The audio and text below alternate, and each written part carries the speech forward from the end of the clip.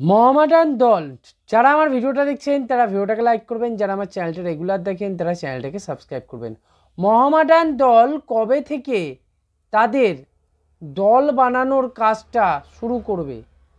বিষয়টা হচ্ছে মোহামেডান দল তাদের দল বানানোর কাজটা জুন মাস থেকে শুরু করবে, কিন্তু বর্তমানে যে জিনিসটা দেখা যাচ্ছে প্রত্যেক দলই কিন্তু এখন থেকেই বিভিন্ন এজেন্টের সঙ্গে কথা বলা শুরু করে দিয়েছে এবং কাদের কোন পজিশনে প্লেয়ার লাগবে, কী ধরনের প্লেয়ার লাগবে সেই দিকে কিন্তু মনঃসংযোগ করছে।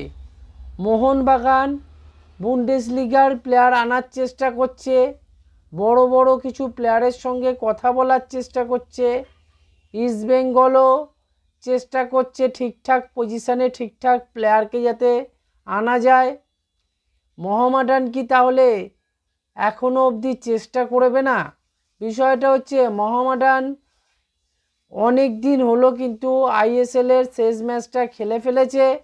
এবারে কিন্তু মোহামেডানকে তাদের দল বানানোর দিকে নজর দিতে হবে।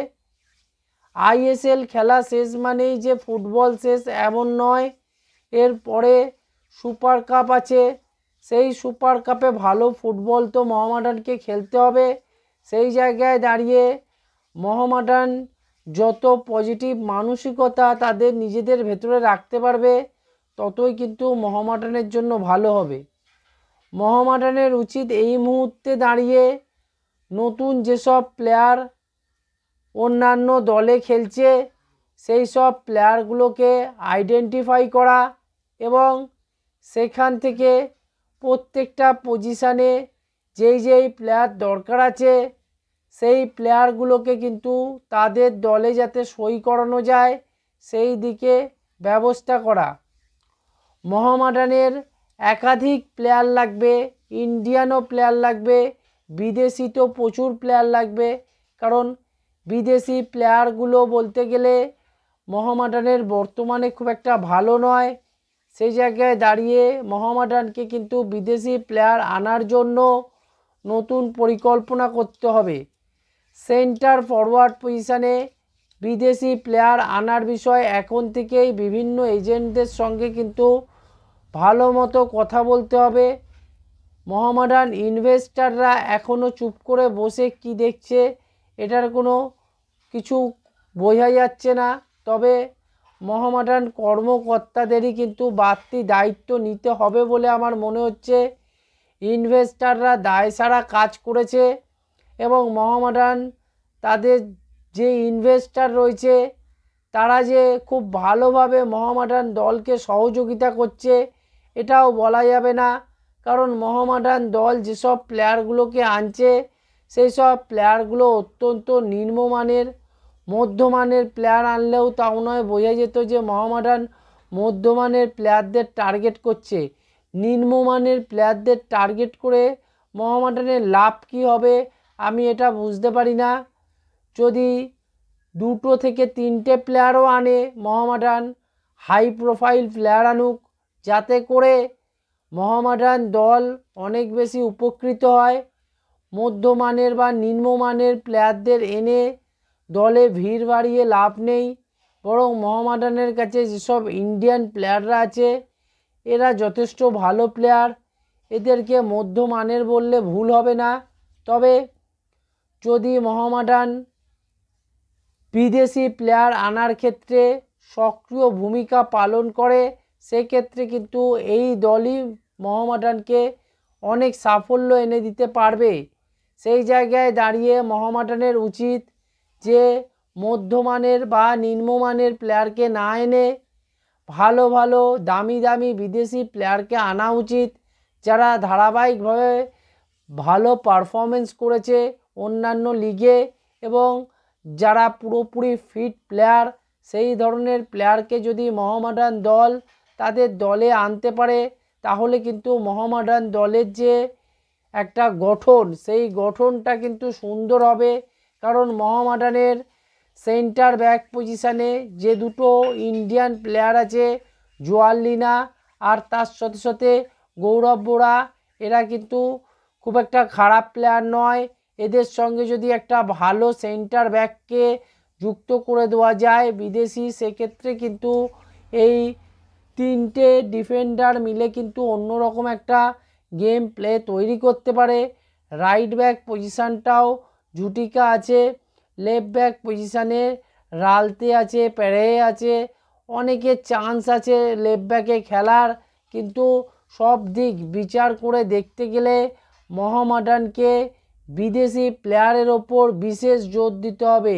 বিদেশি প্লেয়ার যদি ভালো আসে তাহলে এই মোহামেডানের পক্ষে আইএসএলের অন্যান্য দলের এগেনস্টে ভালো ফুটবল খেলা সম্ভব।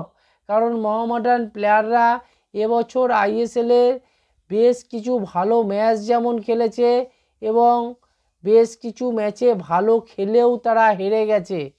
এই জিনিসটা মাথায় রাখার দরকার আছে। তার কারণ হিসেবে উঠে আসছে যে জিনিসগুলো, বিদেশি প্লেয়ারের ধারাবাহিকতার অভাব, বিদেশি প্লেয়াররা ঠিকঠাক জায়গায় নিজেদেরকে মুভ করাতে পারছে না এবং এর ফলেই মোহামেডান দল কিন্তু খুব একটা ভালো করতে পারছে না। আইএসএল আর আই লিগের মধ্যে একটা ডিফারেন্স আছে। আগের বছর মোহামেডান বেশিরভাগ আই লিগের প্লেয়ারদের নিয়ে খেলেছিল, কিন্তু এইবারে নতুন যখন সিজন শুরু হবে তখন কিন্তু মোহামেডানকে তাদের পজিটিভ মানসিকতা দেখিয়ে একদম ভালো ভালো আইএসএল খেলা প্লেয়ার বা একদম হাই প্রোফাইল বিদেশি প্লেয়ারদের এনে দলটাকে শক্তিশালী করতে হবে।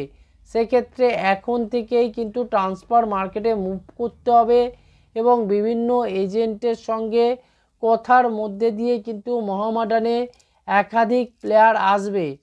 তবে এখন প্রাথমিকভাবে কথাবার্তা হয় প্রত্যেকটা দলের সঙ্গে, কিন্তু আলটিমেটলি প্লেয়ার আনা হয় সেই জুন জুলাই মাস থেকেই।